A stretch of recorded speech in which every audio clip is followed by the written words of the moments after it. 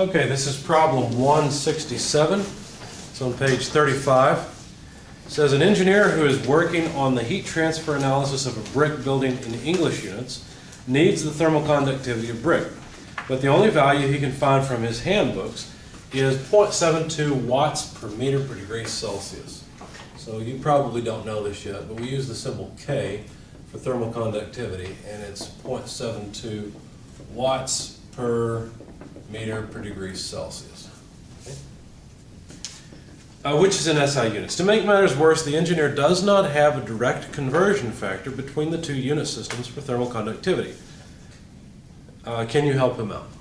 Well, sure we can help him out. This is not too bad.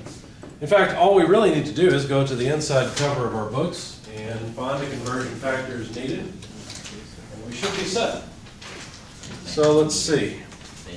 There's actually a couple different. Is something wrong? He's asking, is the M meters? Is that mass, or is that, I'm sorry, is that meters times? It's meters times Celsius and Okay, I milliliters. just couldn't tell if it was simple. Yeah, sorry, thanks. Thanks for asking, actually. Okay. Okay, so what we have is power per length per temperature. Okay.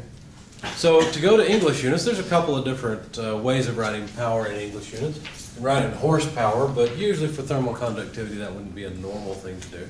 Most likely you'd put it in BTUs per hour, BTUs per minute, BTUs per second, something like that.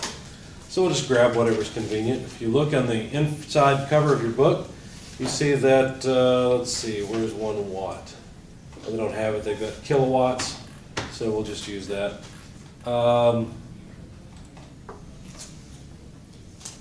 Here's one. A kilowatt is 3,412.14 BTUs per hour. So what that means is that 3.41214 BTUs per hour is 1 watt. Okay, just do the conversion factor in my head. Just move the decimal place over three digits. Okay? So that takes care of the watts.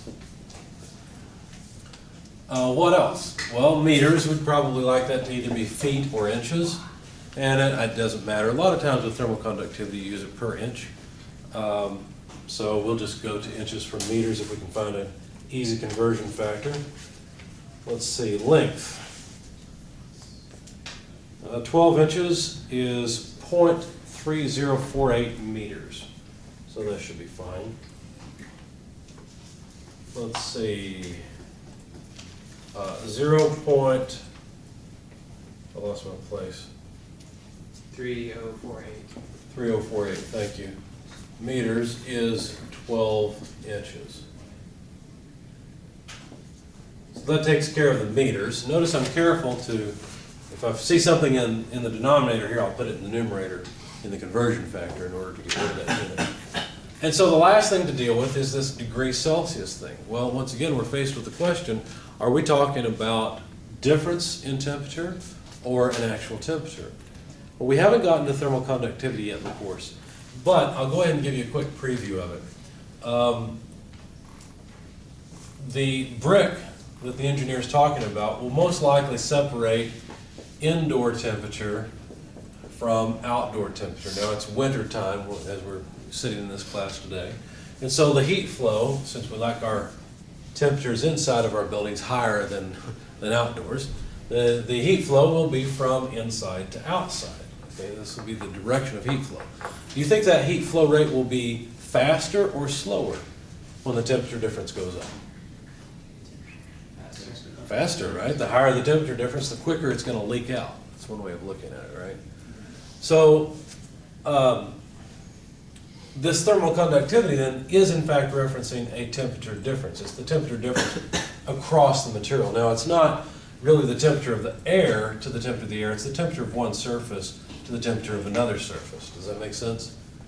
So it's really these two temperatures where the heat is being transferred through the material. That's conductivity, that's heat conduction. Okay. So once again, this really should be written, in my opinion, as delta degrees Celsius. And so if we want to go to English units, then again we'll need to use 1 delta degree Celsius per 1.8 delta degree Fahrenheit. And that will take care of the last unit. Okay? Plug all that in your calculator. Let's see. You get about 0.035 BTUs per hour per inch per degree Fahrenheit. Okay? I'm going to add one thing to the end of this. Since this is a very short video, I'll leave it running. This is something valuable. The problem's over. But I want to point out something that is a difference between metric and English units. In metric units, we commonly use watts or kilowatts to talk about power. Let's see, how do I want to do this? Let's do it this way, power.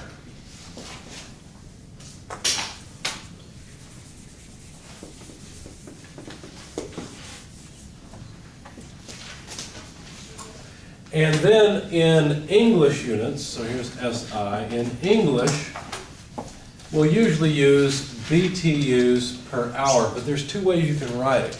You can write it BTUs per hour, or you can write it BTUH, and it's understood that that is BTUs per hour. Okay? Now, of course, the English system has to be opposite of the metric system in every way possible, right? That's what it seems. So if you notice, in SI units, energy can be written in kilojoules, but also if you buy power from your electric company, which probably all of you do, you buy it in units of kilowatt hours. So kilowatt hours is what you pay for. So kilowatt hours is what you purchase from your utility. Now, this kind of looks like BTU hours, but this is energy, so it's power multiplied by time. Make sense? So this is really kilowatts times hours, whereas a BTU hour is a BTU per hour. Okay. To finish off my table, the energy units in English units that would be associated with all these would just be BTUs. There are other English energy units such as pounds force feet, but this is common when we're talking about thermal energy to talk about BTUs. Okay? So that's something you have to be careful about, and it's really just the difference between these two terms. If you see kWh written out, you're talking energy. You see BTUH written out, you're talking power. For whatever reason, that's the way it is. Okay?